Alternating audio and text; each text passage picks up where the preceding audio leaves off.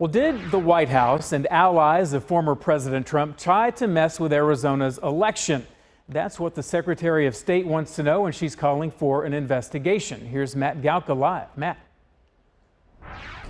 Yeah, Brian, just about 8 months after November's election, we're still talking about it, and now there could be a new case and new investigations. At least if Democrats get their way, they're calling for investigations at both the state and the federal levels.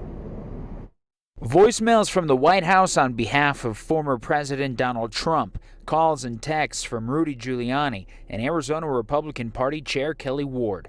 Records show they were all reaching out to Maricopa County supervisors after the November election, some of them urging the supervisors to stop counting votes. Now, Arizona's Secretary of State and governor candidate Katie Hobbs wants an investigation into tampering. These are people that were directly contacting members of the Board of Supervisors who were in charge of overseeing the processes that were happening in regards to the election. So the tabulation, the certification, and telling them to stop, telling them not to certify the results.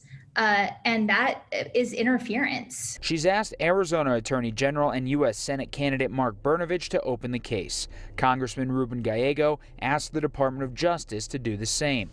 This isn't a citizen that is concerned about the count. This isn't a citizen that's just wondering if there's a legal count. This is a conspiracy potentially between an elected official and that person is Donald Trump, his election lawyer, Giuliani, and a party elected official trying to put pressure on someone who is in charge of the count. We reached out to the Attorney General's office, and they would only confirm that they received the letter from Hobbs, but had no further comment.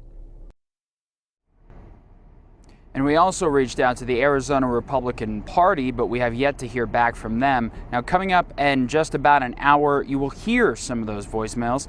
That's coming up at 6. We're live tonight. Matt Galka, Fox 10 News.